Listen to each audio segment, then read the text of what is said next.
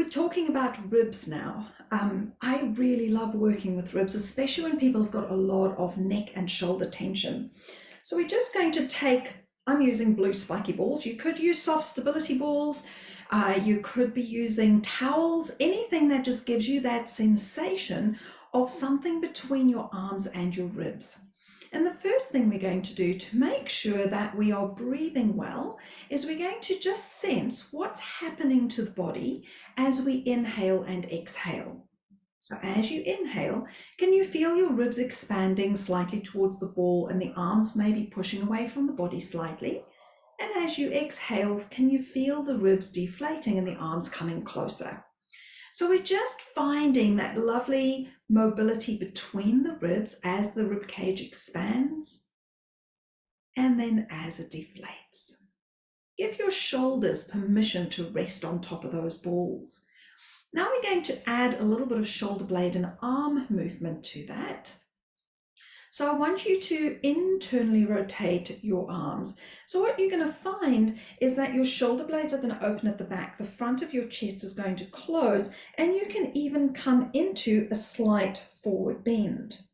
Now spiral your arms the other way. So you're going to rotate them as far back as you can. You're going to find your shoulders go down and your breastbone's going to want to pop up. So just follow that movement. So it's really small. We don't have a lot of flexion and extension movement in our thoracic spines, in our rib spines. So we're just going to play with that interaction between the rotation of the arm, the opening of the shoulder blades and the movement of the spine into flexion and into extension. So I like to think of these as little tilts of the rib cage. So I'm sitting so that I can really control that movement. You can do this in standing as well, but then you'll often kind of rock backwards and forwards and use your lower spine. So actually stabilizing your pelvis really helps you to find movement in your thoracic spine. The next movement we're going to explore is a bit of rotation. So I'm just going to twist in one direction and then twist in the other direction. And again, I don't want my knees to move here. I just want to invite my spine to move. So this is quite a big movement, and this is what your T-spine or your rib spine is designed to do. It's designed to rotate. So it nourishes the lower spine, and it also helps to release tension from your neck and shoulders.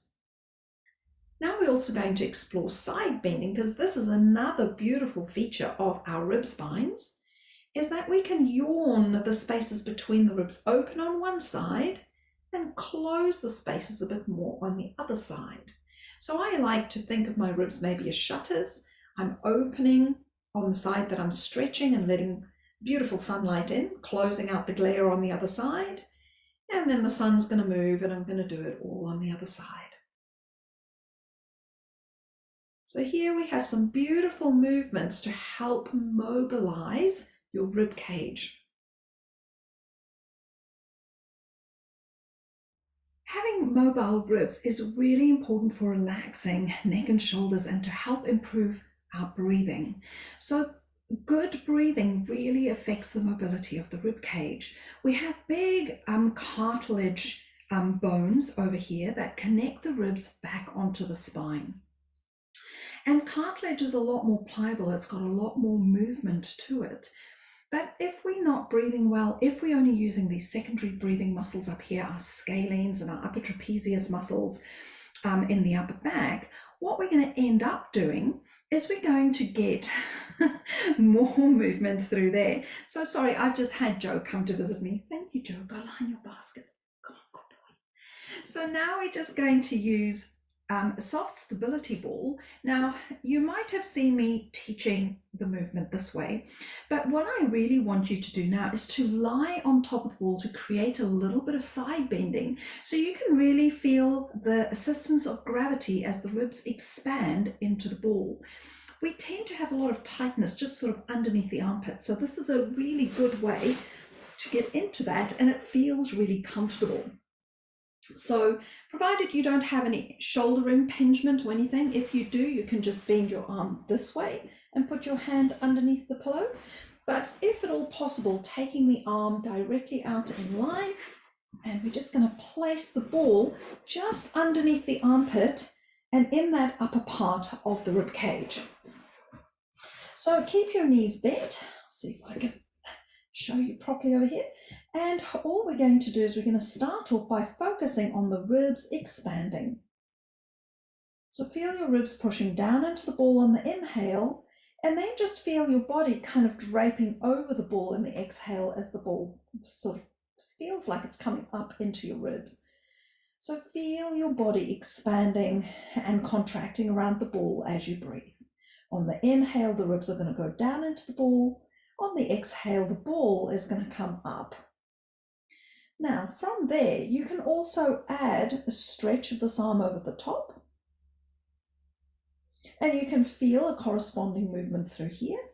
And I also encourage you just to do some shoulder circles to mobilize the shoulder and to release any tension out of that shoulder as you're busy doing your breathing. So just a few circles each way. Good. And then you're going to sit up and just compare the two sides. Now, I don't know if you can see, but my shoulder on this side is a whole lot lower and more open, and actually my ribs feel a lot looser as I busy move. This side still feels a little bit stodgy.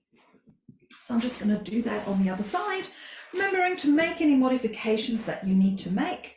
I do like to use a pillow just to support the angle of the neck, otherwise you can feel a little bit cramped over here. So we're just going to set ourselves back up on the other side. Go, and I'm just going to start off by focusing on the breath. So you're right on that side panel of your rib cage. And then doing some breaths with the arm overhead, just to create more stretch through the side fabric of your body, and then putting the fingertips on the shoulder and just doing 3 or 4 circles in each direction. And just feeling everything just moving and releasing, getting a lovely stretch through there. And again, just coming up